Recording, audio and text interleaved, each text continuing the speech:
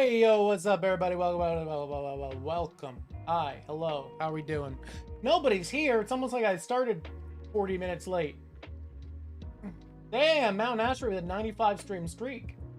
What's going on, lovely people? How are we doing today? Let me go live.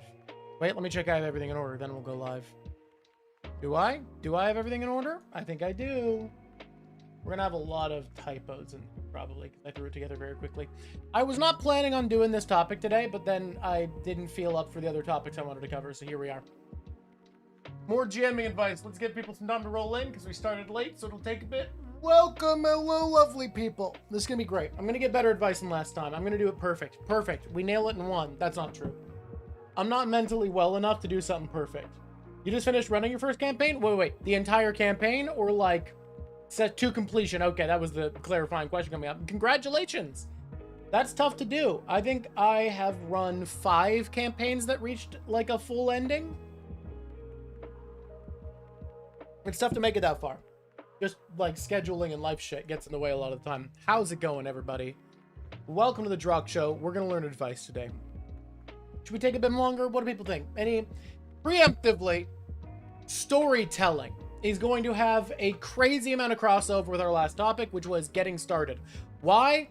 Because if you break down dungeon mastering separate between different skills, fundamentally you're a little bit wrong, because every single element of running a game ties into all the other elements of running a game. There is no way to just do one thing. There is no way to just look in isolation at combat design, at storytelling, at getting started, at choosing a system, at managing player expectations. All of these things are constantly tied into each other in a soup.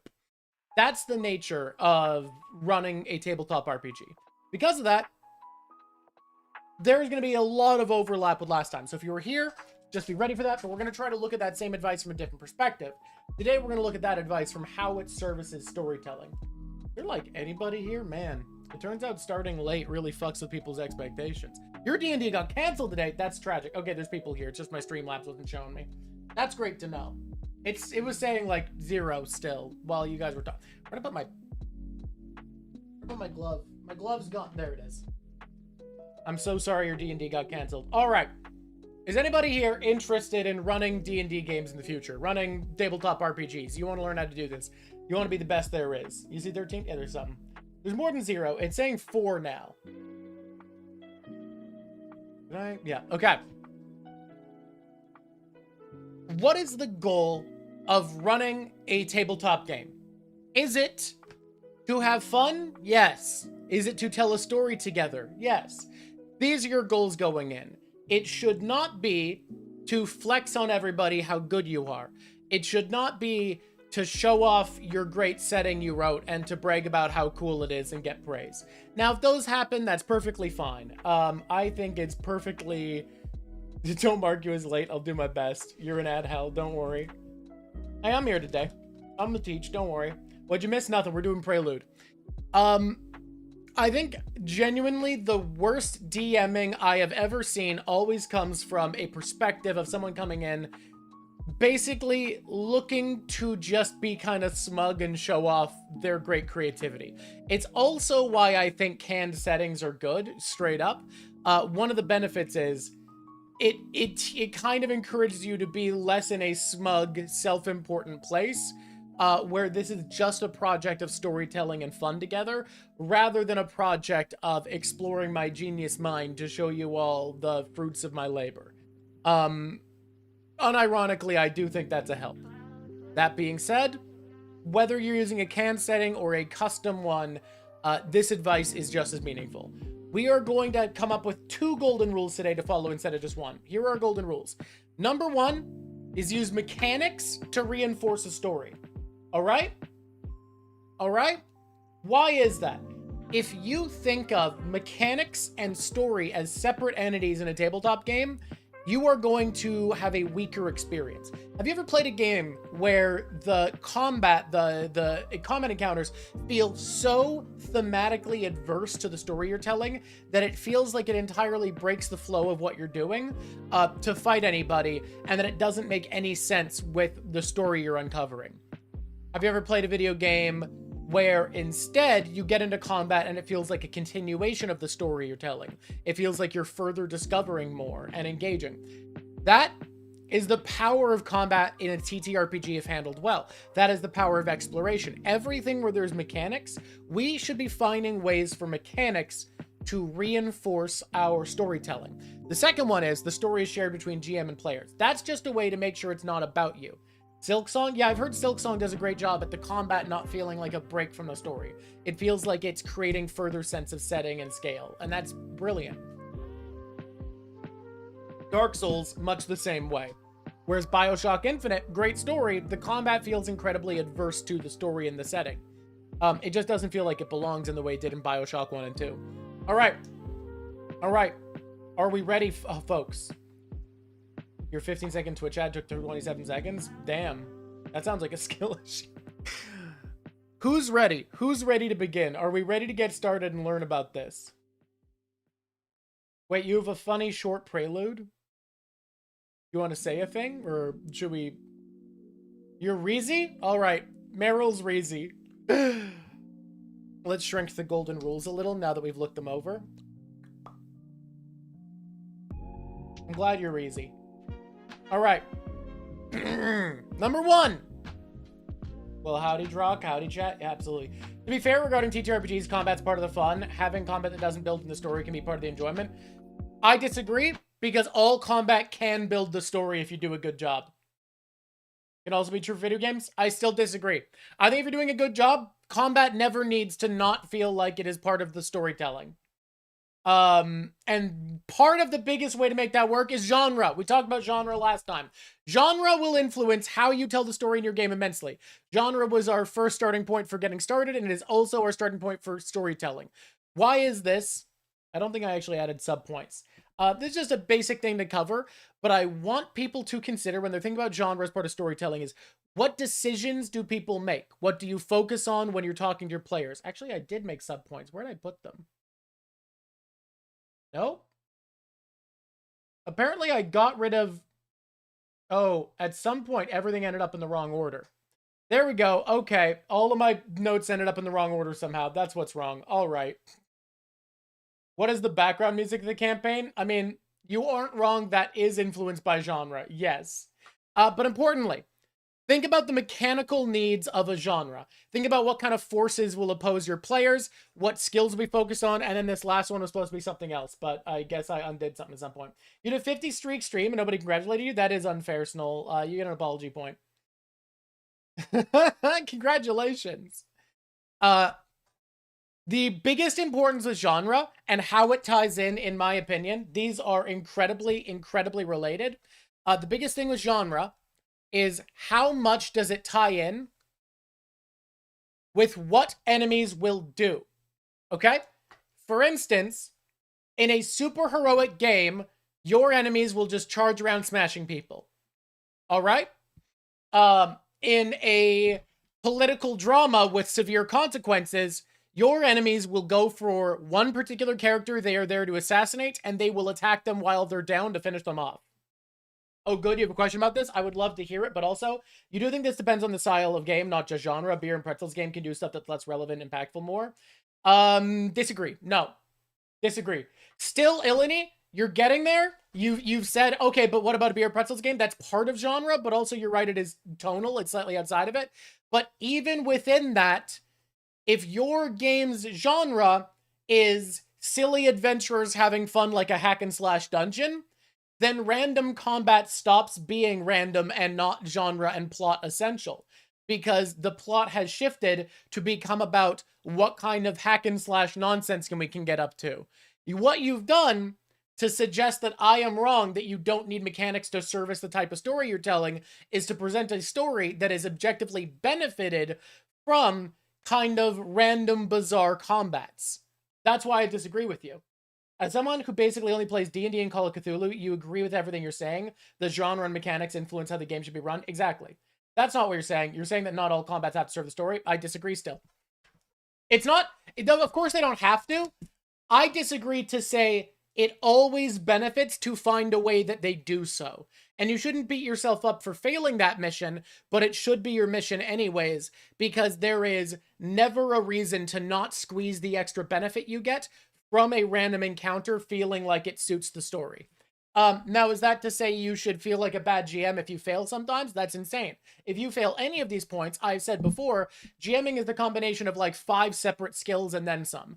It is not easy. You're going to fuck up. You're going to drop the ball. That's okay. I do it all the time. It's about your expectations and your goals, your agenda. All right. Someone had a question about this before we moved on. Aesthetic, I will wait for your question for a little while longer. But you're exactly right, Ilani. In some games, people will take hostages. In some games, they won't. And the benefit in question could be up to how difficult it is to slot in a combat the party wants fun. Yeah, I agree. You think you're perfect, you're going to make your own system. Snoll, I know you're just saying that as a bit because of our conversation last time. It's fine.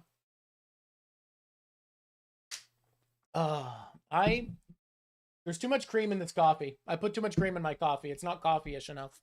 I need to get up in a bit and get more coffee. You believe in soul system? How do you navigate players ignoring the genre or have too much, not have too much media literacy so they don't understand the codes and conventions? Here's what you do. If they understand the codes and conventions, that's fucking fine. That's the whole point of play. If players are taking actions outside of the genre, there's a lot of ways to deal with it. One of them is to talk to them separately and be like, hey, is this not the kind of story you want to tell? Then the other thing you can just have a straight up conversation, or you want to do something else. Is this not for you? Here's the issue. You're going to be like, but confrontation. Sorry. GMing is a position of social responsibility, which involves confrontation. That is an unfortunate aspect of this. It's hard. I'm conflict averse. But it's just like actually necessary, like full on necessary to not be too conflict adverse if you are taking on a social responsibility, which is what GMing is at the end of the day. Then have NPCs react in a way that undermines players undermining your game. So for instance, let's say you're playing a noir and someone's being a silly clown and going up to the crime scene being like, a guy got beat over the head with a milk carton. And the player goes, got milk? You can have a person go, hey, that was my brother-in-law. Shut the fuck up, you jerk. And have real consequences. Have people be like, yeah, this is that asshole that makes jokes at a murder scene. He made fun of my dead brother-in-law. Can you believe this fucker? Give them a warranted in-world representation. Don't beat them over the head with unfair punishments, but it is fair punishments to have someone being an asshole in-world to the in-world expectations. That is a reasonable consequence that grounds the story. The other thing you can do is if someone's like, don't worry, he won't kill us because this is a so-and-so. Have people do what they're told they won't do, because regardless of genre, people might be like, hey, fuck you. You don't tell me what I will and won't do. Have you thought about the fact that your audience is super duper autistic and doesn't like confrontation? Get better as people. It's fine. You can improve. I believe in you. It's fine to have things that you don't like or are bad at. It's not fine to not try to improve and learn how to be a more competent human being. I'm okay if you struggle and aren't going to handle confrontation perfectly. I'm not okay if you use not liking something as a reason to not do something that's essential to your well-being and social function. You dare say I don't like confrontation? All right. Informing the players ahead of time what skills are going to be focused on in the campaign is actually really huge for storytelling, because I promise you players will not feel like active participants in the story if you don't tell them what skills are likely to be relevant to the story. I would encourage every player to have at least 2 skills that aren't especially story relevant so that they can have moments of unique brilliance, but to also explain to everybody most of your skill focus should be on the skills relevant to storytelling. It's almost like D&D can be a practice space for conflict resolution. Also true. Rather than have red pillars stoke your ego and not let you confront your weaknesses. Yeah. Weirdly, your autism low-keys goes away while DMing. Hell yeah. You were being pedantic. Yeah, of course. You've never played D&D? You can still learn. Don't worry. This is a great opportunity. Dungeons and Dragons. Also, you can play not D&D. I mostly play Pathfinder at this point. Playing a Rogue Trader game soon. We're in the prep of that. All right. So, explain the skills so that your players can be active participants. Explain what kind of enemies are going to be most likely to your players. Decide that for yourself so that you have a plan going forwards. Create mechanical needs. Pathfinder intimidates you. Be stronger. Pathfinder 2 is incredible. And everybody, and I mean everyone, who's telling you they like Pathfinder 1 better and you should run it is mentally weak. They have no emotional resilience. They want to play the game that lets them be broken. They don't want you to get them to play the game where it's challenging and they can't just break the system easily. They want to correct you and tell you what is supposed to happen because they have no emotional resilience, and I'm standing by that. This is going to sound rude. Every person I've met who's like, I only want to play Pathfinder 1, Pathfinder 2 sucks ass, has been someone with no emotional coping skills, without exception. Nuh-uh, you don't like balance? Deal. Integrate verticality for interesting and strategic combat. Again, we're not talking about combat today, but yes, you're right. I have a lot of rules for running combat, but we're not getting into that in a major way today. All right, I think we're good on this point. I definitely put these in the wrong way. Oh, no, they're in the right way. They're in the right way.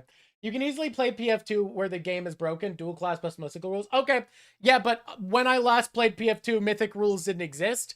And you can just leave out mythic rules. What does verticality mean for combat? Snoll, we're not at the combat episode yet. You don't need to know about this yet. What is Pathfinder? It's a similar game to D&D. It's a D20 system like D&D. But it is a little bit more nuanced, a lot more balanced. Martial characters who use weapons and fighting skills, tend to not be as uninteresting as they are in D&D. Also, it kind of isn't broken. It's just power fantasy play. All right, fair. Plus, there's mythic encounters to fight people up. Quick explanation, please. Fine. Verticality in combat refers to creating combat encounters with various levels. Every time you run a combat in an RPG, movement should matter, especially wargame RPGs like D&D and Pathfinder. So you should have different levels. You should have different terrains that are differently navigable. You should have different methods of going from level to level, so that you have lots of options for making use of movement. And you should have different sources of difficult terrain. You should have different things that might, like dust clouds that might block visibility. You should have, like, you can have little rock climbing walls for climbing up stuff. There's so much else you can do. DOS 2 does this very well. Interesting. I don't know what that is. I have no idea. You'll try PF2 when you learn what the fuck you're doing in D&D. Valid. Anyways, verticality is just one of the many ways of introducing movement as an important mechanic. Because I'm going to tell you this, every fight in Dungeons & Dragons, less so Pathfinder because the mechanics are a bit more comprehensive, every fight in Dungeons & Dragons, if you are on an empty grid, fucking sucks. The mechanics are not interesting enough for that to be fun, especially when so many of the mechanics are based around movement and difficulty. What is the setting? Pathfinder's setting is an incredible fantasy world called Golarion. You can also use Pathfinder's rules in your own setting. I recommend Golarion because it is my favorite sandbox fantasy world in history. Add more layers to encounters? Yes. Vertical layers. That's verticality. Surfaces of different height that players and NPCs have access to. Golarion is Pathfinder setting. It's incredible. All right, moving on. This is the first thing you decide after genre. Genre's first. This is the second decision you make. The gradient. The gradient is between sandbox and chapter games. Who in the audience, do we have any students who want to raise their hand and tell me what the difference is between a sandbox game and a chapter game? Give me a moment.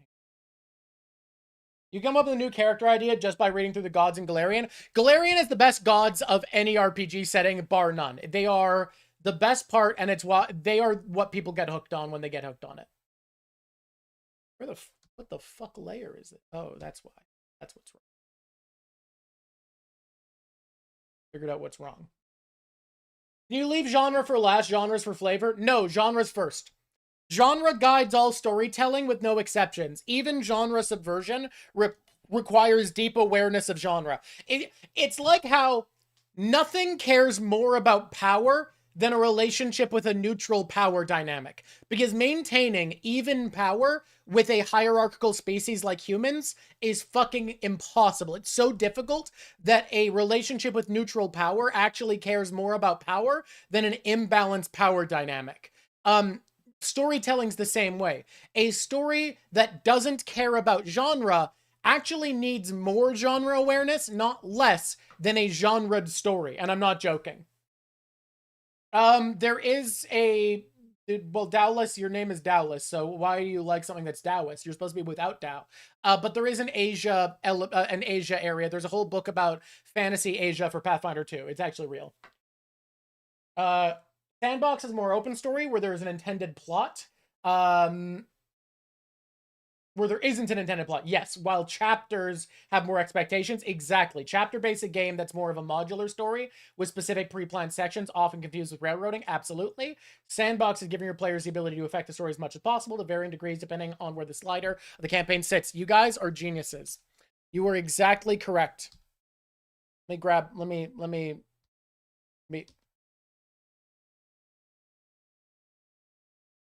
Can we... Why can't you just do a gradient that's from, like, between the two colors you picked? This sucks. All right. Give me a moment here. We just got a gradient. You can be sandboxy for report than a different section is chaptery. Absolutely. Breath of the Wild is sandbox, GTA 4 is chapters. Well, here's the... Yeah, that's actually more or less true. Yeah, because you can have a sandbox world without a sandbox story. But I do think, if I were to explain that, which I'm going to, because that's what the challenge I've set before me, I would say, let me make a little triangle here.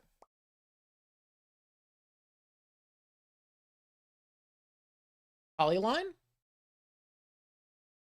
Perfect. I would say, and I will, let me just fuck with this triangle a little.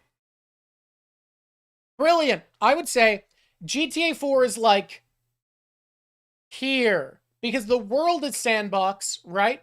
Whereas like Max Payne is here. It is explicitly make a big triangle. We're not you aren't in charge of the triangle size, Max. I would there we go. That's a better gradient. I would say that like Max Payne is like here, GTA 4 is like here, Breath of the Wild is like here, right?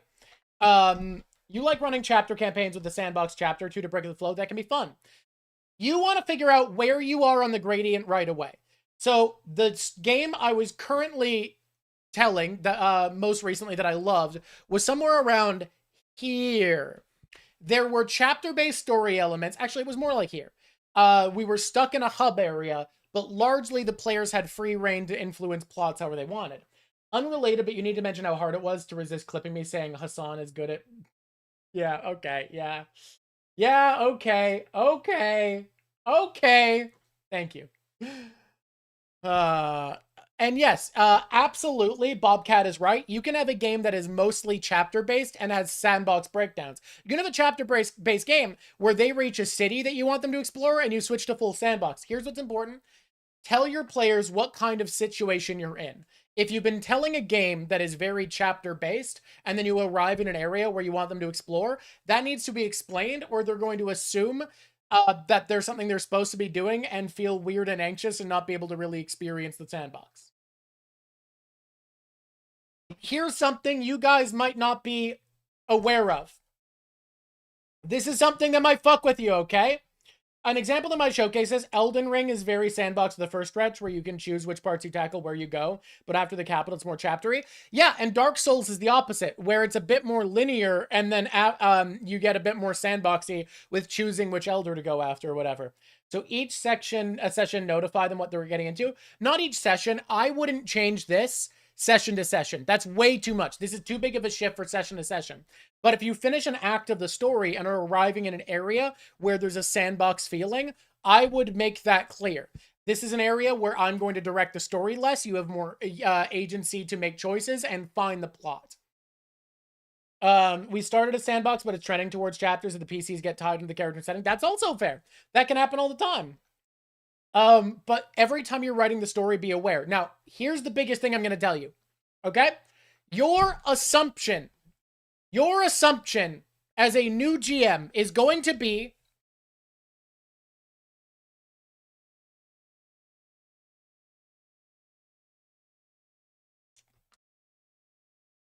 all right? All right? Your assumption as a new GM is going to be this, that you need lots of planning for chapters and lots of improvisation for sandbox.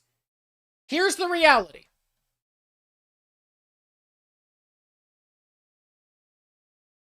This is the truth.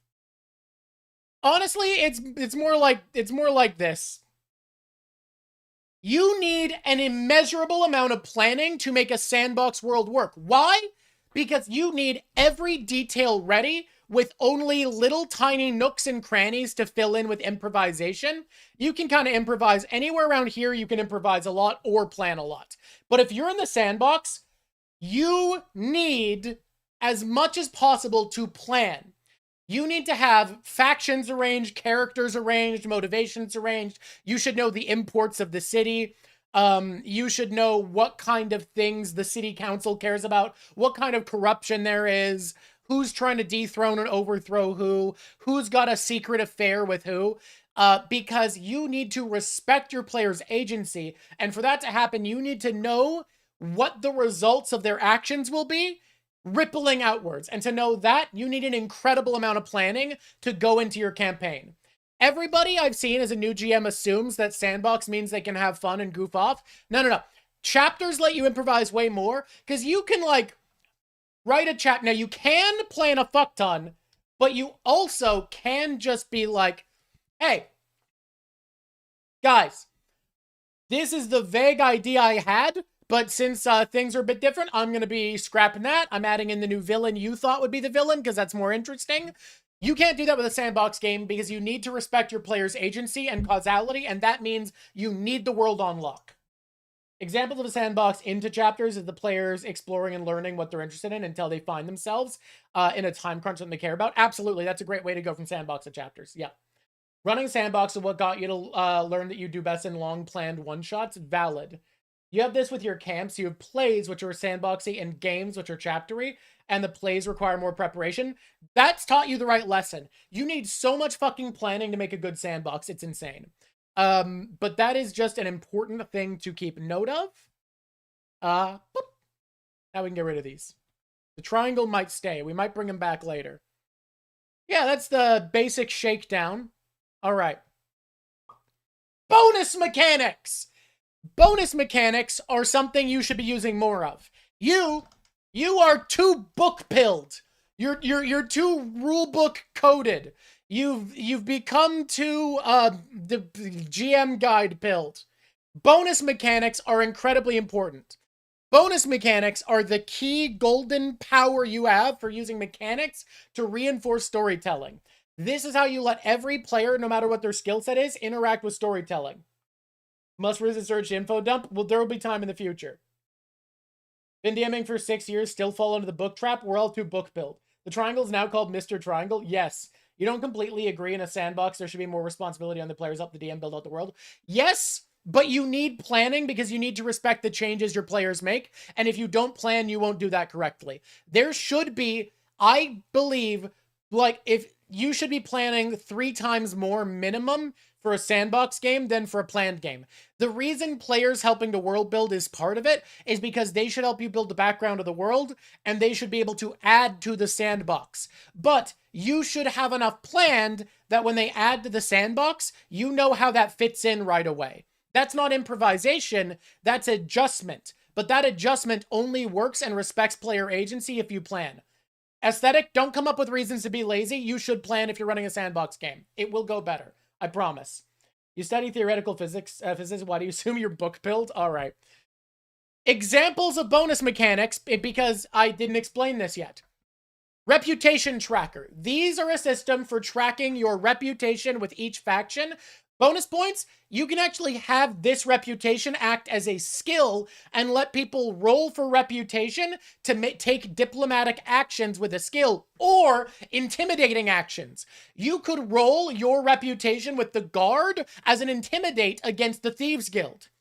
City building. tracking resources, building city, gathering stone, gathering wood, the health, the food of the town, the happiness of citizens. If your players are in charge of a city, you can use city building mechanics to help build things up.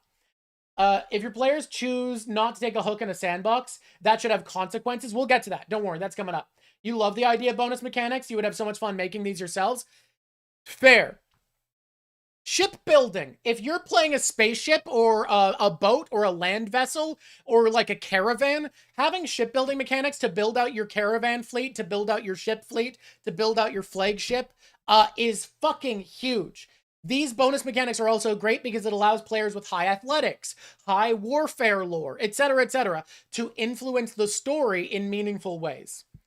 Base defense. While the players are out, are people attacking their home base? If that's the case, you can be tracking the readiness, defensibility, the equipment of their guards, their hardiness, etc.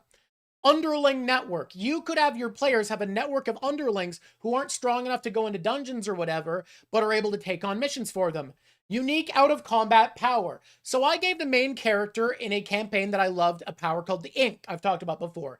She had the ability to gain ink points by gathering new experiences and new objects into the ink, and then could spend ink points to manifest objects she had an ink memory of.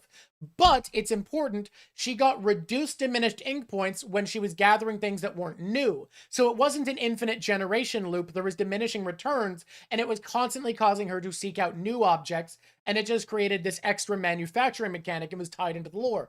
Other? I don't know, come up with one! Do it! Come on! Bonus mechanics are huge. Here's a big rule I'm gonna give you, okay? Big rule, try to keep this in mind.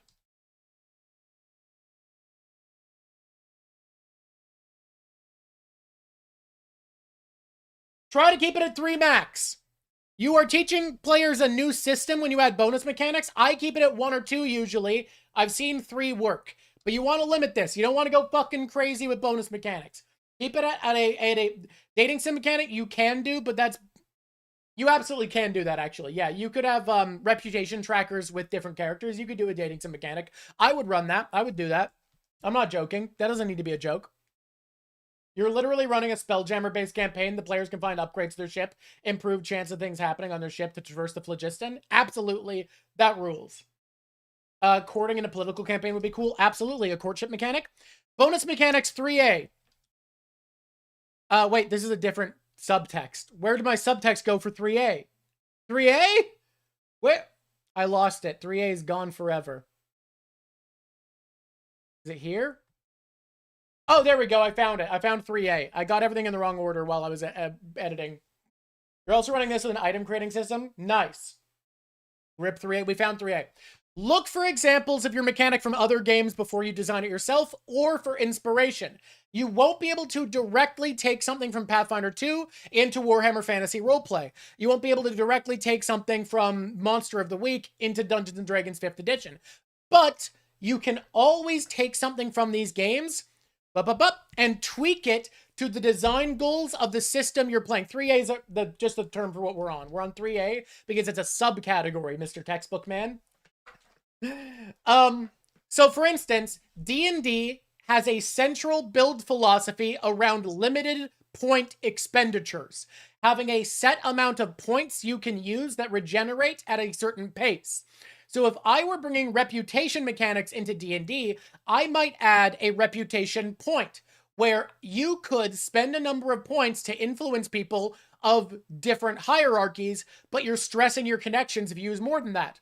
So to fit D&D 5th edition, I might say every day you gain 1 point up to a maximum of your reputation score for our reputation system. Then you can spend a point to influence directly somebody of a tier equal to the amount of points you spent. So a tier 5 person, the second in command of the guild, 5 points can influence them on 1 action. Right? I think that's a cool way you could do it to fit the design philosophy of the points that you spend on shit in 5e.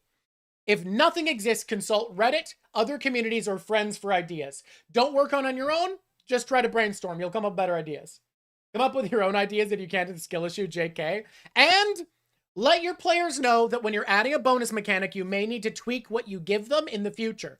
So I let my player playing Dahlia know that ink points, I was going to have to change how they work because I was going to adjust the numbers. And for the first like 7 or 8 sessions, I was doing that. And after about that long, it was pretty solid. Pretty consistent to work with this. All right. Do we have any questions on bonus mechanics before we move on? Bonus mechanics rule. Huge LPT. Don't even know what that is.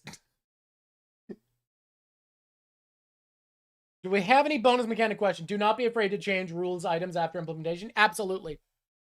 When something's homebrew, let your players know that it is, and that because of that, you might need to tweak it. That's just good communication, and it's perfectly fine to do so. Just tell them ahead of time that it might need tweaking in the future, and that's all you need to make it fair. Do we have a question? How would you make a good bending system for the avatar? That's not a bonus mechanic. That would depend on the game. If I was I wouldn't implement it in D&D 5th edition. I probably wouldn't even implement it in Pathfinder 2. Warhammer Fantasy Roleplay? Yeah, I could do it there. I would do it there. I would make it a skill. Make each of the bending styles a skill with sub-skills. Probably make like similar to channeling and spellcasting. Yeah, I could do that. But it would depend on the system. It's all about playing with the system's expectations. I just wouldn't bring bending into 5th edition because people don't run out of bending the same way. Kineticists can kind of do it in PF2. It's so different, I don't consider it bending. Work with players in the bonus mechanics. Obviously, balance is something you might need to clamp down on, but players will have ideas. Yeah, absolutely. I think your first draft should be without the players, though, so that you shape the intention of it, and then work with them to refine it. It's more locked. Yeah, I mean, Kineticist is cool. I just wouldn't use... I wouldn't play... Let me explain. Kineticist works for Pathfinder 2, but if you wanted to do PF2E, and as your example of playing an Avatar game, you'd be saying, we're going to play Pathfinder, but there's only one class, and 2 of the subclasses don't exist because metal and wood don't exist. So we're playing, like... 4/6 of one class of a 30-class game. It would be terrible. That's why I'm saying I wouldn't do it, yeah. Instigating action. All right, we're getting into the story. We're telling our story. Guys, we talked about this a little bit last time. Instigating action, the start of our story. Start with a scenario of necessary cooperation. Why do we do that? Great. You want to start with a situation where the players being present in the situation have the same agenda. Is it to escape a prison? Is it to escape a city on fire? Is it moving with a refugee band? Starving in a desert, washed up on an island? Sailing as passengers on a ship? Passengers on a train that gets robbed? Is it to steal the delicious pie? The important thing is, you put them in a situation where the only logical course of action has them cooperating. Well, why do I do that? They're going to cooperate regardless. Yeah, they're going to cooperate regardless. But if you want your players to invest in the story, you want their actions to feel like they make sense and less arbitrary. They shouldn't feel like the expectations of playing a game are why their players are choosing what they're choosing. If you want players to invest in a story, you should create a situation where the most logical course of action is for them to cooperate at the beginning of the game, because then there's immediate buy-in. They are able to be in their characters, taking decisions as their characters far more quickly if you start the game with a situation where the game's expectations are also their characters' expectations. Your DM just randomly had you shopping at a caravan? Yep. And that's a bit weak in my opinion. You can do better. Your DM might be good in a lot of ways. I'm not going to judge them off of one choice, but these are my experiences I'm sharing with you. I'm always getting better myself. In my opinion, the more you start without dissonance, without it feeling like the game is arbitrarily forcing you to work together, the better off you are. After the intro, how do you introduce the plot? Great question. What's my answer? Focus on connections. The main plot of the game, it was the second session. Yeah, it's fine. The main plot of the game should be introduced via a character, setting, place, backstory, or whatever that your players all have a connection to. If they fall in love with an NPC through the beginning segment of the game where you've kind of coerced them to party up by circumstance, that NPC is how you enter the main plot. If the main plot shows up and says, and it turns out you have to save the world, it's forced and it puts a lot of anxiety on your players. The true scope of the story should not be introduced to them. Begin with a mystery. That's really important. So connect it to something or someone they're already connected to, and then begin with a mystery. Don't give them all the details, and make it clear you don't have all the details. This doesn't make sense. What the fuck is happening? Their curiosity and their empathetical connection to this character or place or whatever will be what draws them in this way. And then motivation.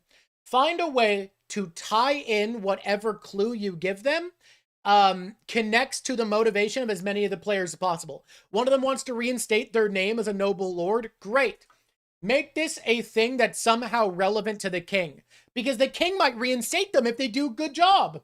Don't start with world-ending stuff. Yes, to build up with things. You say it feels obvious, but I know very experienced DMs that have put me in a state of constant anxiety by too early introducing the world is at stake. Everything is lost if you don't succeed, and no one's taking this seriously.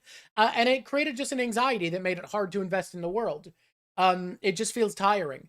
And if you start with a shred of mystery, a connection to something personal, and connect it to as many motivating factors the players already have as possible, bingo bongo, ha-cha-cha.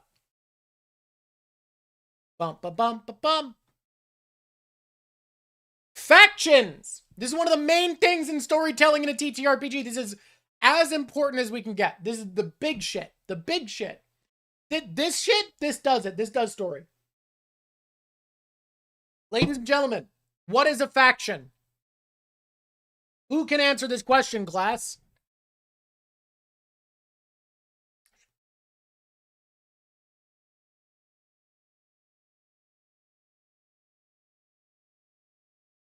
A group?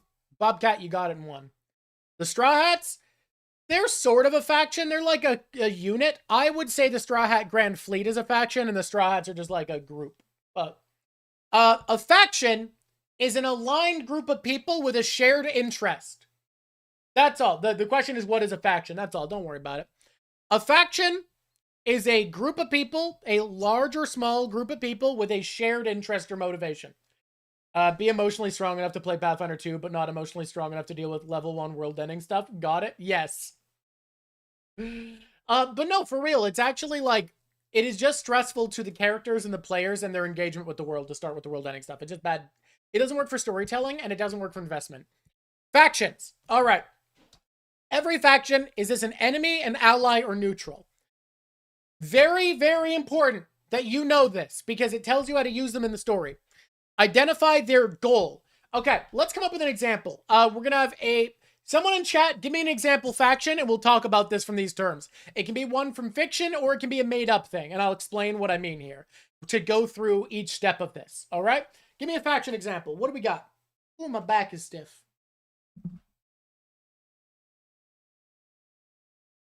The U.S. Empire, too big of a faction. Bounty Hunters Guild, that's beautiful. There's a Bounty Hunters Guild. They are protecting the trade interest. The Tower, even bigger than the U.S. Empire. I mean, they are a faction, though. It's just, as far as what a player is going to deal with, the Tower and the U.S. Empire are too big. Like, you could treat a kingdom as a faction, and I guess you should, but it has so many sub-factions, it's more confusing. All right, so we have a Bounty Hunters Guild. What is their goal? Their goal is, we're going to say, to stay sanctioned and legal to operate within the kingdom. All right? Is the goal proactive or reactive? This is a reactive goal. If a goal is to maintain the status quo or to stop an event that's coming to pass, etc., that is a reactive goal. It is passively enjoying the status quo and reactively attempting to benefit and further and maintain it. A proactive goal is a goal that seeks to change things. Most often, stories are easiest to tell where the ally factions have reactive goals and the enemy factions have proactive goals. Because it is easier to tell a story about a bad guy trying to make things bad than it is about a good guy trying to make things good. You can flip this easily. That's the default. You don't see a lot of DM advice emphasizing the importance of developing your factions. It's just really important. I don't either, but it's really, really important. I know at least one person who does, and he's right to do it. Design the hierarchy. Hierarchy is an essential part of every group, but they're anarchists. Guys, there's a leader in every anarchist group. It's just a consensual leader. If people have agreed to follow someone, that's a leader. If that person has closer friends that they know better, those are higher ups in the organization. You should know, is the hierarchy in a group formal or informal, but it still has hierarchy. Come up with example characters for each rank. This is a huge thing you can do. This planning can happen later down the road, only when players interact with them in a chapter-based game. But in a sandbox game, you should have at least one, usually two characters from every level of importance within a hierarchy of a faction immediately. That creates grounding in the setting and lets your players interact with the setting with confidence. Who wants to change the hierarchy? That is really essential. Usually, there's at least one person, usually more within a setting, that wants a different leader in charge. Maybe they want to be the leader. Maybe they want their buddy to be the leader. Who knows? How powerful is the group compared to others? That's essential. I also forgot to mention here, you should think, is the group legitimate or illegitimate? What, you missed the last part? Last part? Which part? Who in the hierarchy wants to change the hierarchy? Who wants a different leader in charge? Who wants to change how leaders are decided? Who wants to change the nature of the ruling class of the leadership? Sippy drink. Come up with an example? All right. So maybe there is someone who thinks that the brother of the guy currently in charge of the Order of Knights is a better knight, and that the guy in charge is only in charge because he's the eldest brother. So there's a bunch of squires within the Order of Knights that defends the king who are trying to do their best to shame and oust the head knight so that he is lowered. This section, come up with an example. You're right. Let's talk about the Bounty Hunters Guild. You're so correct. So the hierarchy of the Bounty Hunters Guild is whoever's brought in the most tags, the most total tags of gold class being the highest class of bounty, which are paid for a weight in gold instead of silver or usually copper. Whoever's brought the most gold tags back is currently the leader of the Bounty Hunters Guild. However, the current leader is a drunkard. He's an incredible hunter, but he has no management skills, and the guild is falling apart into ruin. So you have a bunch of people who are trying to supplant him and have the leader be someone who's elected and create a different honor position for whoever brings in the most gold tags. There we go. Example. How powerful is the Bounty Hunter Guild compared to other groups? They're a respected position. The kingdom is largely dependent on them because their law enforcement is so weak, but paying their bounties is expensive. They're not a formal employee. They're contract workers, and motivating them is expensive. And beyond that, they're not controllable, and they might just not bring someone in who they like. So the king is having problem establishing order, so now there's a political movement to overthrow them. They are less powerful than the Order of Knights in the city, but they are more powerful than the law enforcement, who are effectively just a volunteer militia. Come up with example characters for each rank. Is it really important? Absolutely. Let's do this. Come up with example characters for each rank. So let's say the lowest rank of the Bounty Hunters Guild are information gatherers. People whose job is going around the city, gathering bounties and intel, finding informants, and that's all they do. They are underpaid, they are street urchins, and some of them become bounty hunters. Most of them stay that level, and we come up with two of them, one of whom wants to become a bounty hunter, one of whom is doing so to pay for their mother's medicine is just a typical motivation. Why not? Maybe the more powerful than knights outside the city. Ooh, I like that. The free-reigning knights outside of the city have less power than the bounty hunters. I like that. Then we have bounty hunting recruits who go on missions assigned by more experienced bounty hunters. These are people who have never brought in a silver tag. Then we have silver tag hunters who have gone out of their way to, on their own, without help, 2 bronzes doing this doesn't do anything, brought in a silver tag at one point. Anyone who's brought in a silver tag has a bit of say, and they actually get to sit in at the council. Then you have the gold tag bounty hunters, everyone who's bought a gold tag. Each of them can vote on the council instead of just sitting in and speaking. And then the people who have final say and are allowed to open new chapters are 5 gold. Anyone who's brought 5 gold tags in gains the right to establish sub-chapters, and are... I could come up with, like, people for all of these, I guess I should. So let's say we have a 5 gold hunter. She was a knight who turned bounty hunter because of being underpaid by her lord.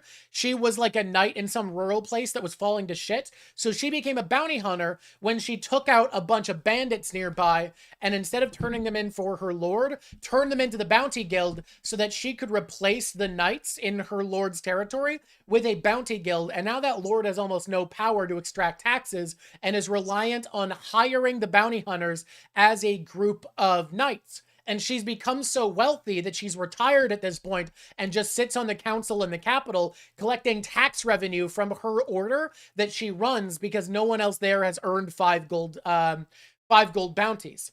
Then for a silver knight, we can have one who, or for a gold knight, we can have one who's only gotten 1 gold bounty and is one of the people looking to change the order because he knows that this other knight, the 5 gold knight we just talked about, is better at management. She's managing this foreign lord's keep for him on contract. That's who he wants in charge and is trying to convince everyone, even though she's not as competent of a bounty hunter, especially in retirement, she's a better managerial candidate and is trying to get her pushed.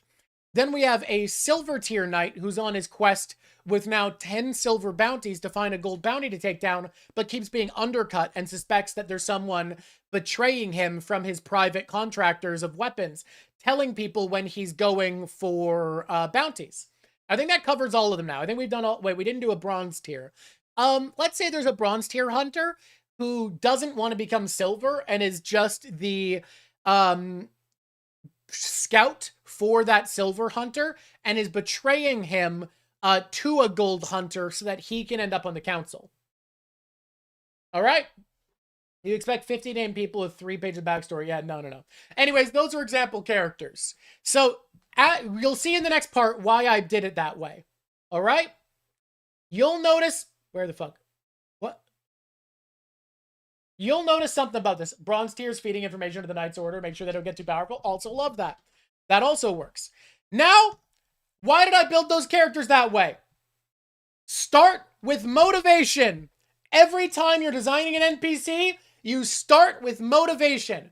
What does this character want? That is the core of designing an NPC. If you want any character to be interesting to interact with and to have a meaningful place in the world, you begin with motivation just like you did for a faction. So each of those people, as I was describing them, the first thing was describing what it is they want, what is motivating them. Then identify who considers their motivation acceptable and kosher. Is it not allowed? Is it societally banned? Is this person acting in or against the interests they're expected to? What's the quirky side character only serves? We'll get to that, don't worry. Ask questions. The main way you build a character is by asking questions. That's what I was doing there. Why do they want what they want? We established that for these. What kind of person would have these motivations? What is in their way? What values that they have support their motivation? What values challenge their motivation? And then lastly, as no last, add fun quirks. Quirky side character only serves comedic relief. They should still have a motivation. I promise you.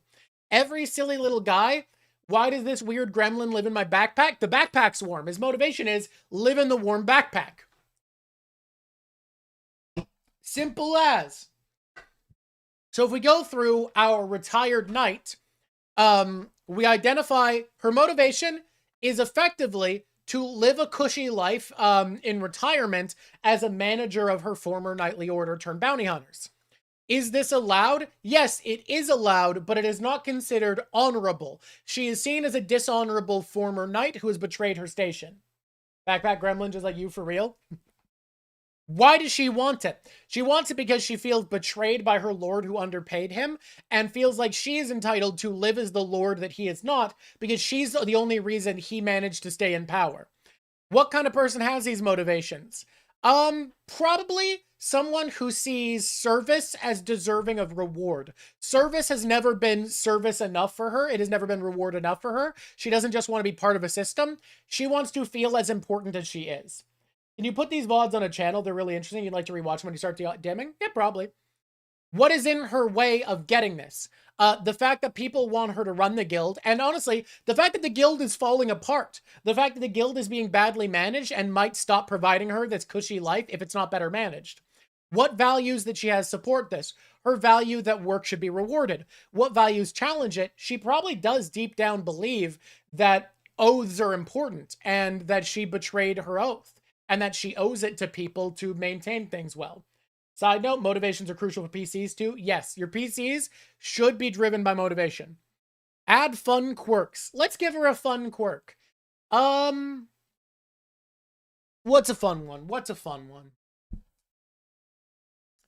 What if she's like a really casual alcoholic, so she's not drunk, but she's really often buzzed? She stays sober enough that her coordination's all there, but just likes a really light buzz, so she always has like a tiny flask of gin that she sips through starting in the afternoon.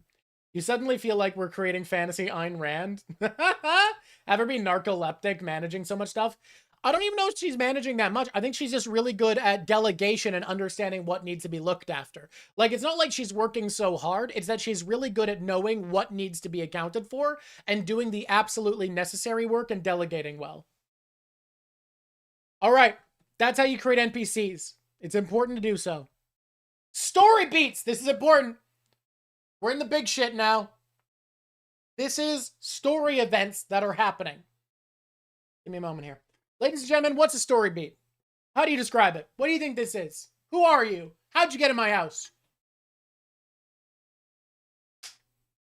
Have her be a muscle mommy for lore reasons. You know what's funny? Today, if my hand was better, I almost did a stream, despite my hand being sore, talking about how designing muscular women is impossible because you either have people who fetishize muscular women who are mad when you don't draw women with male physique, or chuds who are mad when women have anything more than noodle arms. Like, realistically jacked women that have a lot of muscle but on female body structure are just kind of hated by everyone, it feels like. Because it's like, oh, it's not a muscle mommy. Why is she so weak? Or it's like, ugh, why is she so manly and not feminine?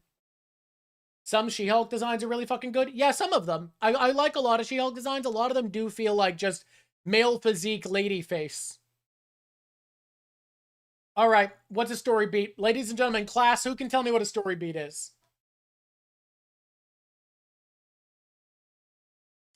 Anything that changes how the players interact with each other in the world? Sort of. I'm more talking about the bigger things, though. But yeah.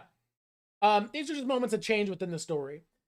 Story beats are moments of change within the story. You said those people are dumb, but what were the other... Is that both sides are dumb? Okay, wait. This is the in-chapter game section. Okay. Whoop! You don't have your words today? Max, that's okay. These are major events which are the meat of a story. Any point of change and status quo altering in a story is a story beat. Snoll's the only smart person. That's so true. You're late. Hope the stream's been good. It's been fun. Okay. Story beats should usually be the result of a faction's motivations. The motivations of a faction in your world should, if possible, be responsible for a story beat. But what if a natural disaster strikes? Yeah, totally. That could happen. It doesn't move the story that well. Things are more interesting, even if they're monsters, when you can somehow bring them back to a motivation. Anything that is disconnected from motivation feels random and doesn't move a story in the same way. You can get around this. You can make story beats that involve no motivation. Making that good is so hard that I don't advise trying unless you're a very experienced writer or DM. Players should have a hint of what is to come, but usually not know details. Now, you might create scenarios where your players could know details, but generally, the best story beats come when your players know 80% of what's to come, but don't know the final piece that puts it together, and then suddenly realize when the story beat comes for them. All right? Players should leave story beats with more information and motivation to continue. That's important. The story beat should be able to explain to the players enough new information about their broader motivations and the broader interests of the factions in the story that they actually, instead of feeling fully resolved, unless it's the end of the story, they feel more motivation to stop or find out what's coming next. You can also create situations that aren't a motivation, but that you know will be. Yes, you can create a situation that looks like it is disparate and disconnected from the motivation of any faction, but then reveal later it was the result of motivation. All right, let's talk specifics, because story beats act differently if you're in chapter games versus sandbox games. 7A, story beats and chapter games. In chapter games, these are more locked in, but their nature can change from party actions. It's important. Remember, the story is shared between GM and players. Your players can change the way story beats unfold in major ways, but they are fairly planned. Can't believe you understood it. It felt so vague. Hey, I'm great at it. I was also thinking of that myself and forgot to say it. Instead of pre-writing a story beat as a thing that will happen, that the party will do, write it as a nexus of necessary event and action. What does that mean? That means I should not write a situation where I say, and here's where my players are going to fight and defeat the big bad as he's raising a zombie army. Instead, write it as the players will arrive as the enemy is in the midst of raising his zombie army. Leave it vague in your mind, be ready to be disturbed and disrupted in your planned story flow, but keep it a nexus of necessary event and action. Not beating the allegations? And then ask yourself, can this change based on the speed it's reached? Sometimes it feels unfair and punishing to make something be harder or worse or unpreventable if your players take too long. But sometimes that's good storytelling. In my opinion, you should have time-based punishment for your players not doing something fast enough 80% of the time in a sandbox game and 20% of the time in a chapter-based game. Because players have so much less control over the flow of time in chapter-based games that I think you can say 80% of the time they show up and, oh, it so happens they're in the middle of the ritual and it's fucking fine. Always be flexible. You can never account for everything. Always, also true, also true. How do story beats work in a sandbox game? 7B. Sandbox games, these are the culmination of a faction's motivations and actions. So the way you think of a story beat is that it is the result of a faction or person, usually both, planning something and taking action to make something happen. That is when the event occurs, is at the culmination of their actions. Instead of pre-writing story beat as a thing that will happen, create it as a thing that a group is making happen. The important thing is, in a sandbox game, many story beats won't fucking happen. And you should tell your players, like, holy shit, guys, if you hadn't have found the enemy and broken down here before next week, they were going to create a sinkhole that was going to swallow the capital city, or capital village, or capital, this castle. That's the fucking castle, the Capitol building. That's what I was looking to say. That was going to happen if you hadn't have done this. Let your players know you circumvented something incredible. Never make these guaranteed. Create ample opportunities for players to discover clues to find, stop, or alter events. Here's the beauty of a sandbox game. If you have 4 things that are going to happen, and your players stop 3 of them, that one thing that happens ends up in that ideal spot I told you about, where your players have 80% of the clues to know what's going to happen, but didn't fully put it together. That way, the thing happening is this crazy reveal, and like, oh fuck, it turns out the lines being carved by these burrowing animals through the aqueducts, they were creating a ritual circle. And now the guards of the town who've been marked by the sigil are turning into demons. Holy fuck. And they discovered 80-90% of that and just didn't get there in time. It's one of the coolest things that sandbox games naturally do, is your players will stop like 3/4 of the boss fights that are presented to them, but the boss fights they don't stop are incredible because they almost stopped them. You once had a powerful demon be freed to the world because the players didn't get to a location in time. Still got to do something with the guy, though. Yeah, think of a motivation. Think of what he's up to. All right. Big bads. Who likes villains? Bum Digga subscribed for 23 goddamn months. Thank you, Bum Digga. You're a hero. All right. All right. But big bads are the villains. These are the big boss fights. They are the... They represent a faction or sub-faction, so that they act as a stat block face for the entire group. That's their nature. Last time you ignored the hook of an old noble that was succumbing to maybe demonic corruption after having fought demons before, and a demon lord used him to enter the material plane? Fuck yeah. Oh, Give Blood is calling me. Just a sec, I gotta answer this. Yo.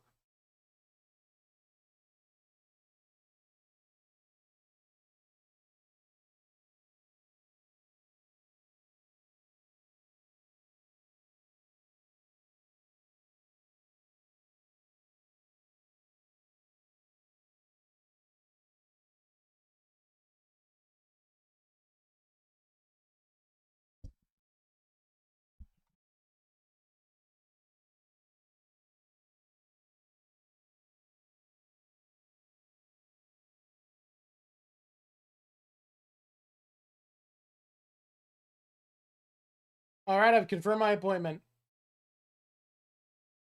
God damn it, I don't want to get important information. Alright, I'm gonna hang up. I confirmed. That should be good enough, right? That's fine. I don't think I need all this part. Alright, find ways to have your big bad's presence felt and known ahead of time. This is essential. Have their actors, have their representatives, have your players talk to them on a sending stone or see them in a dream. Have them come to a razed city, watching the big bad flee in the distance as he's ravaged everything they cared about. Come up with ways for them to be seen or felt or known. If your big bad doesn't need to kill people, have your big bad fucking slaughter the party, knock most of them unconscious passively as he's walking by them. Now, big bads come in a lot of different sizes. Like we said last time, they can be an arc villain, they could be a saga villain, they could be the story villain. The important part is that you scale their importance and how much you seed them ahead of time based off of this. You have a lot of ads today. I don't know why. Right now he's gathering his power. Another group of players met him for quick interaction. Hell yeah. Use him to show how strong people in this area are. That makes sense. You once had your group completely bamboozled by the big bad evil guy who convinced them that he was on their side and was a great benefactor. Great way to introduce him early. They found enough dirt on one of his lieutenants to get the city watch involved, and they reported back to the big bad evil guy about his own subordinate. That rules. Yeah.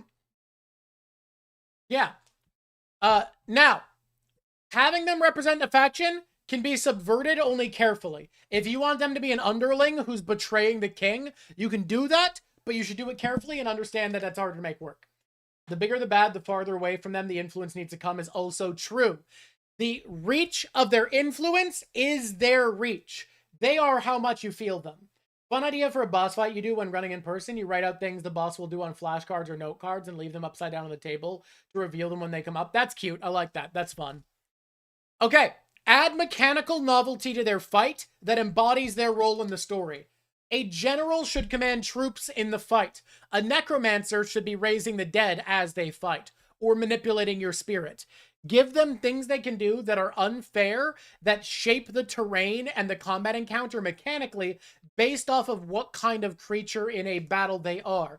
Have a demon who makes deals, limit a player's options, or be like, if you attack me, this happens to you.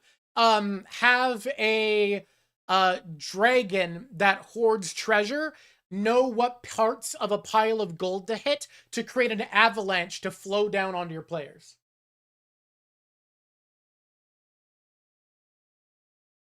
Like that time a demon lord bursts out of a noble, an important event, murdered the king and his heir, proceed to invade the nation. Yeah, go for it. Why not?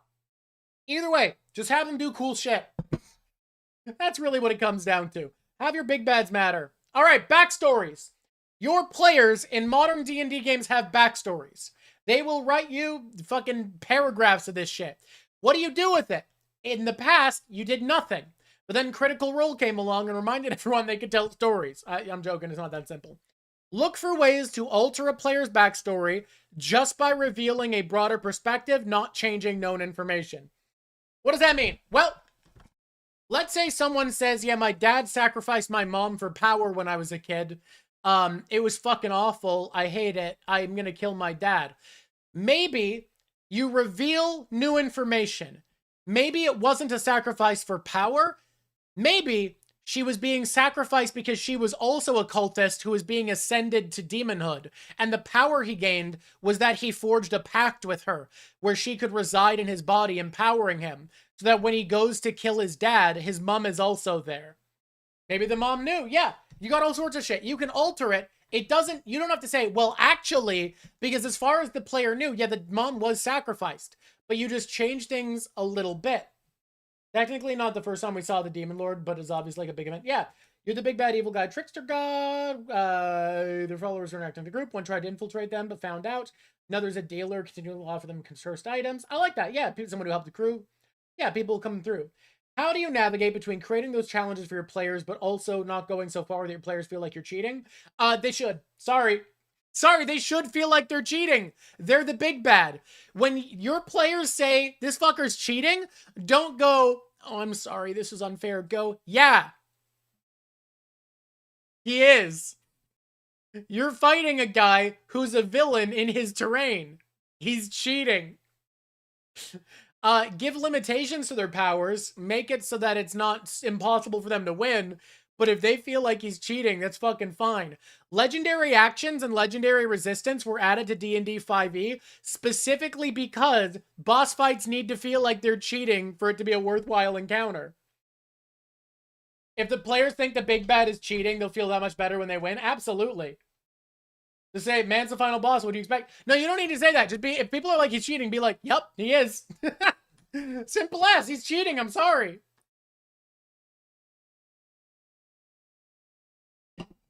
There's some game systems where you should have them cheat less. They should cheat less in Pathfinder than D&D. They should cheat less in D&D than Warhammer Fantasy Roleplay. They should cheat less in Warhammer Fantasy Roleplay than Monster of the Week. You will get a feel playing a game how much cheating is acceptable. The crunchier and more balanced a game, the less cheating. Actually, it's not even crunchier. The more balanced the game, the less cheating you should expect. Pathfinder's combat system is very balanced. You don't need to make them cheat much. You can just make them stronger. D&D's combat is less balanced. Have that fucker cheat. Also, on the unfair, you really love it when powerful dragons are forces of nature, like a lightning dragon followed by an eternal storm, which they use to fight. Yep, absolutely. Incorporate characters who are from or reflect characters' backstory and plot movements. One of the best ways to get a lot of roleplay-focused characters involved in the story is to have a character they thought was dead or missing from their backstory be part of the story. Or if there's no way to incorporate, like if you're doing a mega dungeon, have one of the villains look a lot like a character from their backstory. Or have someone act the same, have the same character flaws as someone from their backstory. There's so many ways to do this. Also, PF2E dragons kind of do cheat baseline. Yeah, they do. Yeah. By baseline, Pathfinder 2e dragons cheat. That is true. Which is fair. They should cheat. They're dragons. Do we have any questions on use of backstory? Yes, dragons break the monster building rules in Pathfinder in a lot of ways. Hot take, biggest problem with Pathfinder 2nd edition is that big creatures can't pick up little creatures and throw them around and carry them. So I break that rule. I let players do it. I don't give a shit. All right, what questions do we have, chat? Or give them characters that embody their flaws. Yeah, that's another great way to do it. Just respect their backstory and the lessons their character feels are important to them and in their arc. You've never had have a character be similar to someone from their past. You like it? Yeah.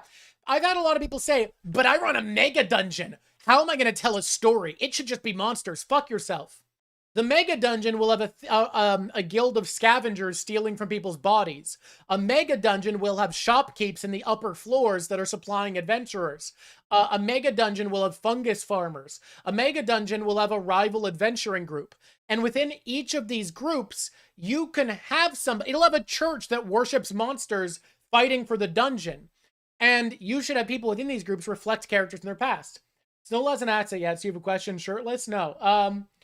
Just this past session, you had a dragon drag a player off their ship and into space. Fuck yeah. That's Spelljammer, baby. Spelljammer is one of the only good D&D settings, and I stand by that. Faerun's a piece of shit by modern standards. Spelljammer rules. It's so silly, but it does it on purpose. A mega dungeon will have lots of corpses. True. There should be a necromancer guild at a mega dungeon, for sure. Maybe they're even offering security. There should be guilds of rogues. There should be hireling guilds. People who will rent out trap fixers and stuff. I also like Eberron. It's not my favorite fantasy setting, but it doesn't suck. Dark Sun doesn't suck either. It's just melodramatic. None of them beat Galarian. Can someone ban Ilani for identity theft? No, because they credited you. Do we have any backstory questions, or should we move on to the next one?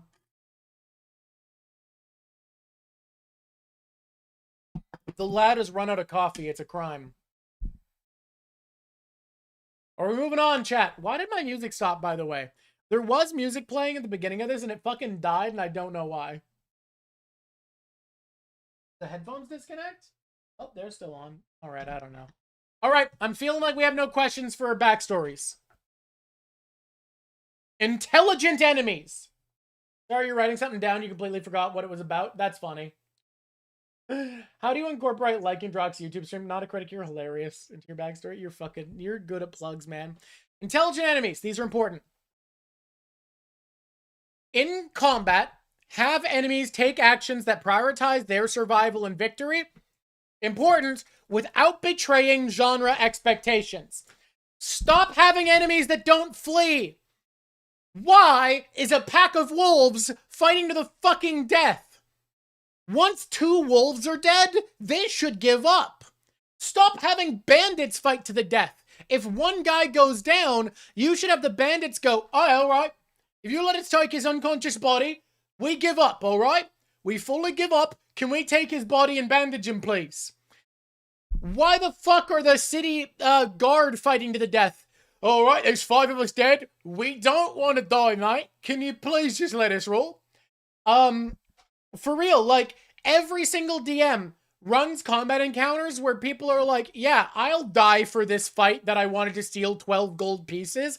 Insane, batshit nonsense. You can stop right there, criminal scum. Have people surrender. Have people surrender and flee. Have people go, fuck, I get wrong. Take my loot. If you let me get my buddy so I can, if you let me bandage my buddy, I'll give you my weapons and gold, please. Very disciplined bodyguards and crazed cultists can fight to the death. Yeah, knights in general can fight to the death, because knights are like hardened warriors who've been trained from childhood to be a valiant sword of the kingdom, right? Paladins, certain clerics, cultists, lot of things can. This is definitely a flaw of yours. Everybody has stuff they can fix. But try to think about what an animal's intelligence is, what a creature's intelligence is, and have it want to live. And then, this is, again, within genre expectations. So, yes, if your party has a lot of healers, enemies should shank the bitch who's on the ground to finish them off. But that is against genre expectations if you're not playing dark fantasy, so I don't do that, because it is not fair genre expectations, with an exception. The big bad has different expectations within genre. So the big bad, if you're a party of healers, absolutely is willing to kill someone once they're downed. Or a character from their backstory that hates them is, because that's plot poignant. But plot poignancy matters in heroic fantasy. So if I'm not playing a dark fantasy game, random mooks don't go for the kill just because we've been playing whack-a-mole where your healing word keeps bringing people back up. You should abide by genre expectations, but understand that different enemies have different relationships to genre. You did have a person be intimidated and back off recently. Work on thinking through the limits of whoever you're running against your players. Only reason intelligent enemies would keep fighting is if you just got lucky picking one off and you're extremely outnumbered and outmatched. Yeah, or if, like, their best chance of survival is to keep fighting, or if they're crazed cultists. There are other exceptions, but I would say most of the time, if somebody's downed, the enemy should go, hey, can we make a deal? I give you my weapons, you let me bandage him, okay? And we'll leave. Why is this wasp taking 8 fireballs? Flee, don't get up from the 4th nat 20 recovery ult. True story. Big bad evil guy, Nemesis, did you pluralize, or Nemesis? And particularly cruel characters can double tap? Absolutely. But within genre expectations, the random goblins you fight won't make the intelligent choice they should of killing a downed player when you have a lot of healers. Remember, killing downed players actually isn't smart if you don't have healers. Traps should have logical methods of subversion. This is something I like. Traps are world building. Every single trap should have a way that the people who live there don't trigger it so they know how to exist and get through. Now, your players won't always find this, but when you're describing how to disarm it, you should be like, yeah, you figure out the tile path to walk through the room and reach the place you can disarm it. If your genre expectations are based on Goblin Slayer, actually, well, Goblin Slayer is dark fantasy. Different expectations. No, Max, if the goblins are into eating corpses, they should still try to knock you all down before they kill you, genre-wise. You don't start eating in the middle of a 30-second fight. That's insane. You can wait 30 seconds, you crazy monster. For example, creature that flight would just fly over tripwires to the arrow trap. Yeah, totally. But think about when you set up traps that people live here and have a way that they can deal with this. Consider that whatever it is. Could be a crazy hungry. He can wait 30 seconds. Have outgunned enemies, offer meaningful concessions, and negotiate from what power they do have. Let me explain something to you guys, okay? I had a hag in an area, And she had made deals with a lot of people within the town that backfired and harmed them. And when the players came to fight her, you know what she did? She said, hey, everybody, hags feed off of suffering. That's true. But I'm smart. I understand that this place is infested with monsters. If I give someone a deal that is mostly fair, the rippling effects of my deal let me feed off of all of the passive suffering that they experience by living in this fucked up town. I know other hags in the area. They are stronger than me. They will come here and they will make hostile bargains that actively hurt people in your town instead of feed off of your town passively. The deal I'm offering you guys is I promise to not directly harm anyone for 3 years and only exist off of passive suffering if you agree to not come in my swamp for 3 years or send anyone to kill me or inform anyone that they should kill me.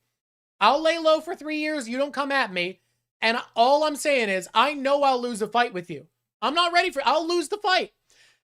But I'm just gonna activate if you attack me, I'm gonna flee forever and activate every trap in my hut. And then a stronger hag will come here and fuck with you. Do we have a deal? And the players agreed because it was a reasonable deal negotiating from a place of weakness. Have your characters in the world think about their position logically. All right. Hag landlord. Yeah, you think the problem is that the players let an enemy go and they ever come back to fight the party again, then in your experience, the player will go total annihilation every time afterwards? Yeah, totally, but that's still on them. You also like it when normal people react appropriately to adventurous? Yeah, that's also fun. Having to be like, whoa, what the fuck? Hey, it's okay. It's okay, crazy man who's insinuating violence and just killed a dragon. Let's talk about traps with logical subversions. If you have a goblin cave, their traps should only trigger from the weight of a medium creature. So a halfling can walk on them just fine. If you have vampires who can float, have areas they're expected to fly across to not trigger a trap. If there's just like a wizard, he should have a word he can speak that disarms his traps for 30 seconds so he can walk through. If you're going through a place with just a rogues guild, maybe have a tile pattern they know to walk on to avoid the traps, or have a disarmament switch that turns the trap off for 30 seconds behind a statue's head. Guts is kind of an example of this, where normal soldiers will quickly just run away and bystanders will be shocked. Absolutely, yeah. When Guts does shit, people are like, what the fuck? Oh no, what the no!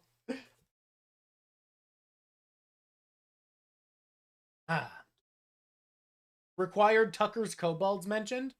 I think I've seen that. And it's good. Now that you're thinking about it, you've had many enemies flee or be let go, but only story-related ones. Do it for random encounters.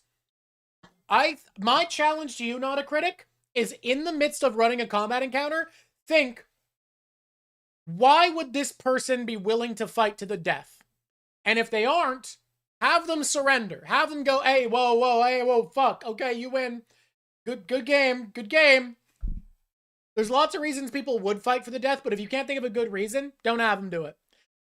This is one of the most important things, and so many people fuck this up. Downtime. 11, downtime.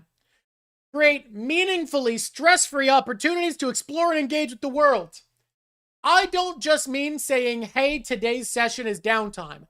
I mean create windows that are meaningfully stress-free with no ticking clocks, no oncoming disaster, that the players get to just engage with the world. These should become less and less common as the campaign goes on. But up until the point that your players are aware of the big bad's final ambition, there should be pretty good sections of time where there is no big impetus of action and the players are allowed to just exist. This is so important and people do not take enough advantage of it. Guards protecting their town could like roll to see if their willpower can stand and fight. Absolutely, that's also true. Lean in. Deepen the lives of the NPCs the players have found interest in. Not just beach episodes. Beach episode is a meme. You can do a beach episode, but it can be a town episode. It can be a cafe episode. It can be a visit your lovers episode. It can be a work on the castle episode. point is, have time for them to just, have stress-free relaxment in the world. Deepen the lives of NPCs the players have interest in. Whatever NPCs your players have found the most interesting in an area, have them approach and be involved and want to take place in the world of your players and express more of their interests and desires and world during downtime. Make it more engaging by bringing in the characters they've chosen to be engaged with. It can be having a tea party with some nobles while the rest of the party is trying to break into a prison. That's not downtime. That's still a distraction and a mission. Everyone should go steal the downtime rules from Draw Steel. They're fantastic. I've heard Draw Steel is good for that. If anyone's familiar with Worlds Beyond Numbers. Oh, Chapter 2 of their first campaign? Yes, dude! Chapter 2 of Worlds Beyond Numbers is some of the best downtime. It's so good. It talks about the malaise of suburban living through a magical fantasy utopia. And I'm not joking. You've had a beach episode turn into Mermaid Rescue? Yep. It was, you were not a distraction. Fair. Sorry, are there any, but there are good beach episodes? Dude, I'm not saying there's no good beach episodes. I'm saying it's a meme to say campaigns need a beach episode or to call a session a beach episode. It is not a meme to have dedicated downtime that's engaging and deepens a player's investment in the world. Make the setting something the players enjoy living in. That is the goal of downtime. Make the setting something they care about so that they want to fight for the world. Beach episode sounds fun. Beach episodes are fun. I'm not saying don't do a beach episode. I'm saying it doesn't have to be a beach episode. Call it that, whether or not it includes a beach. All right. Reward major plot arcs ending with rewarding downtime. Rewarding downtime is different than downtime. What I mean by this is have downtime where the personal lives of your players is meaningfully affected and improved, where there are mechanical rewards for the downtime progressing. Give them new powers. Have someone gift a new item. Have somebody improve their armor. Find ways to meaningfully reward them with the relaxation period earned at the end of an arc. Maybe if you're using a subsystem, a bonus system of city management, have the city improve their defenses or morale. Just do something to make the downtime meaningfully rewarding. All right. Do we have downtime questions? You like Mr. Triangle dancing? Good Lord. What questions have we, chat, for downtime? Thank you for 17 goddamn months, Aesthetic Delta. Big appreciate. Oh. What questions do we have here? Meet their long-lost dad again if there's a courting system, improving relationship. Yeah, usually when I've had someone meet their long-lost dad, it hasn't been in downtime. It's been in, like, combat. But, you know, doesn't have to be. You could not want to kill your dad. I can't imagine playing an RPG where my dad isn't a villain. But RPGs are just weird that way. You've been zoned out for 5 minutes? You have no idea what's going on? Downtime's important is the lesson of this part, Max. You're in ad hell? Guys, can we imagine if there was a way to get through ad hell? I can't imagine any way. I can't imagine any way to not be in ad hell. If only Twitch had such a feature.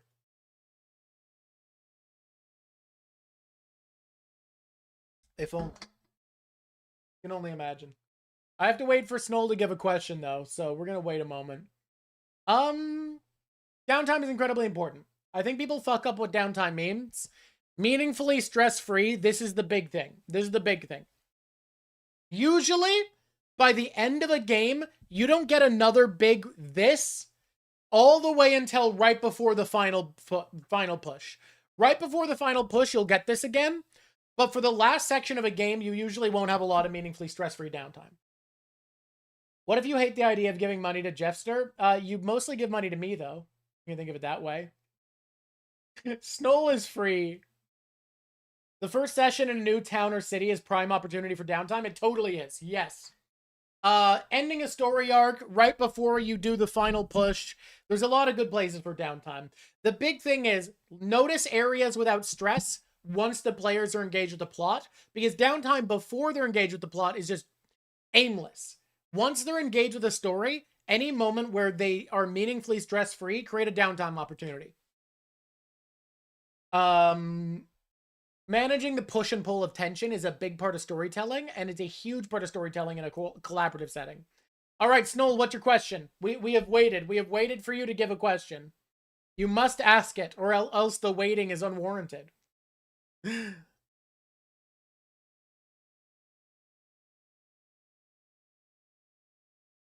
Whee! Triangle. The rewarding downtime one. You thought you meant more significant story reward moment downtime, not a reward and extra power downtime. Here's the deal. This is very specific. Major plot arcs ending should come with a mechanical reinforcement, is my opinion. Now, it doesn't need to be power. It could be a reward within your bonus system. It could be a deeper connection. It could be... if you're using a reputation system, that is an incredible way to have a mechanical reward for this big moment. I just do believe that players, because we're playing a game, feel story more when story and mechanics are intertwined. So I believe that giving someone some kind of mechanical reward in a major plot arc being ended will make things feel better. That is a belief I have. I stand by it. All right. So reward in any system can be better sword, better reputation. Yeah, but just something that has numbers associated with it as well as story significant. Which one were we talking about? Intelligent enemies. We were on 11. All right, 12. Great importance. This was part of our last one, but it matters here. Ready? Downtime itself should also be a reward. Yes. It should be a fun party, and there should be some small mechanical thing that goes with it to emphasize that feeling. Like something that players enjoy. Exactly. All right. Great importance. Don't have figures of high status. We did talk about this last time, by the way, but it's so essential to storytelling. Don't have figures of high status directly interact with the party until it's earned. That's huge. You should not have a king or queen talk to your party until they've done something incredible. Kings and queens' status, their unapproachability, is the nation. The balance of the nation itself is dependent on their reputation and ability to seem above others. Respect a player's background, giving them more social influence in a given situation. If someone in the past had a high rank in a bounty hunters guild, let that matter. If someone is a knight, let that matter. If somebody's a lord, let that matter. A former lord, let that matter. A rambunctious prince, that you can do, but you should treat it as something significant. If someone finds out that a prince or princess is among them, that should be meaningful as fuck. That should be like, oh, holy shit, what? Let you meet the upper god Odin in a dream. No, Snoll, stop. Stop having gods directly talk to level 3 players. Stop this shit. Stop it. Stop doing this. Stop doing this. Gods, if a king or a queen is important, a god is everything. Gods are the foundational power of a world. They are forces itself. The earth and flame themselves. The essence of magic, the weave, fate and destiny. Stop doing this. Stop having some random fucker, hobo, who just left his town talk to a god. Have them sense the god they worship, their presence. Have them see the shrine in a light that nobody else does. Have them see a glimmer in the eye of a statue of their deity. Have them be noticed at best. But to talk to a god, to anthropomorphize them that much, here's the thing. When you anthropomorphize an animal, you are elevating it, right? When you anthropomorphize a god, you are demoting it. You are making it lesser. Even when a god talks to your player, it should be the sense of understanding. The words should be invented. I believe I am hearing words, but I know it is just my mind turning sheer concept itself. Direction and faith and providence itself. I can only understand them as words, but there is no voice because there is no mouth. This is a creature beyond what it means to speak. And I, its worshiper, am being inundated by the sheer essence of drive and connection. Stop having a god go, hey, Jeff, you should go to the market. Fucking hell. Got an ad, as I said, but talk to a god followed by pretty bad, an entirely different tone of voice. That's funny. I don't remember what I was saying either of those times. Don't do this. Don't do it. Stop doing it. This is the biggest GMing mistake, and I see people do it constantly. Jeff, there's a sale on potatoes. You should buy some. You are making gods feel irrelevant by having them be tangible. They should be above reproach. They should be something beyond understanding. Even a demigod should be crazy fucking like, whoa, holy shit. Start at level 4. I know you're joking. I know you're joking. This can depend on the power scale of a god. Yes, you can play with it, but I am assuming we mean big gods that clerics worship who matter. And don't do it. Gods that speak to someone by having birds form words in front of them would be funny. Do anything like that. Have the god speak to you by feeling the wind pull you in a direction, by feeling your skin gain a warm flush as you pray. What if your player rolls an nat 20? That's when you do the shit I just said. Feel the connection on an nat 20. Feel that you are noticed. A god should be so significant that to be on their radar as you pray should be holy fuck. What if we kill the god at the end of the campaign? You never kill a god at the end of a campaign. You kill like a weakened avatar of them. Because gods don't have physical bodies. They have avatars they manifest as. You are killing their attempt to breach the material plane. Unless you're playing a system with very different rules, in which case, by the end of a game, sure, talk to a god. What do I care? If you're level 5, maybe a paid subordinate. I'd wait till level 10 till an angel talks to him, honestly. That depends on the story. It does, but I'm speaking generally, and you know if you have a worthwhile exception, probably. You're slowly working on a mega campaign where there was a creator deity that sacrificed his fingers to bring about light, order, life, etc. There's another primordial corrupting force that resisting all this let there be light and life stuff commands, and was basically equal and opposite reaction. For every finger sacrificed, another finger was corrupted, and the opposite. The creator deity's fingers became the archangels. They contained the primordial corruption, creator's fingers. Became an archangel. They could seal big bad evil guys, a cult that wants to unleash them. The archangel basically going to help the players non-done. I would still have those angels. Wait. I think you don't want something as significant. Think about it. You are talking about a fifth of creation itself. That shouldn't show up and be like, hi, level 3, Gary. You want some help? I'll give you some advice. No. That should be until like level 15 in a D&D game. I wouldn't have those fuckers visible. Maybe in the horizon, but as far as direct interaction, it should be their agents or a spirit speaking to them. You are describing a fifth of creation itself. That should not acknowledge a level 3 player, or you are making them unimportant, I promise you. The Archangels were going to be doing their own thing for a long time. Good. Because if they were to interact directly with low-level players, you are making your world less important. And then eventually, like level 8, there maybe see one of them. Maybe. And if they do, it should be in the aftermath of something incredible, where they are above reproach. At level 8 isn't I think it's too early to talk to them. But you have a campaign where all the Greek gods were in high school. Can you not talk to them? You know that's different. You're being funny. You should add, if you do have your players kill a proper god, that obviously must be a big deal. Special weapons, special rituals, special circumstance, special powers. Yes, everything should require orchestration to kill a god. Now remember, many campaigns end with the killing of a weakened avatar of a god. That's normal for modules. A weakened avatar is so different, so goddamn 100% different than just fisticuffs with a god. You probably had your players meet a god too soon, level 12, you think? I think so. I'm not going to scold you for it, you know. I think at that point, level 12, you could meet an angel of a god. You could meet, like, one of their higher-ups, an Empyrean or whatever. But, like, I've never had my players interact with a god directly before level 16, and I regret it. That feels too early for me. I mean, when I was a kid, I did, but I don't even remember that. That was the learning stage. That was barely knowing shit. Yeah, I've described gods as like figures whose head is light that you cannot see, where your mind imagines there is facial features within it, but it is just a sun that somehow you are able to look upon without being blinded. Have a killing of a god be like Chainsaw Man Devils, where the consequences being really changed. No, that's not an or, that's an and. You should do that and all the stuff that was said before. You will note, Demon Lord you mentioned previously would need to be handled permanently. Your character specifically worked on a way to turn them back into an archfey, which they used to be. It was a lot of preparation, makes sense. Basically, there's world trees everywhere, and that form the seal of corruption. Archangel and the Archangels catch on. Eventually, the players get involved, but there's streets behind until they eventually catch up. That's fine. You info dumped. That's allowed. All right. There's a reason people have a lot of thoughts about this, and the reason is we've all seen fiction treat gods more casually. Now, the Traveler from Critical Role might have you imagine, oh, so I can make a god not that big of a deal. That is a special case. There is a lot of weird shit that went into the Traveler. You don't actually need to be like Matt Mercer.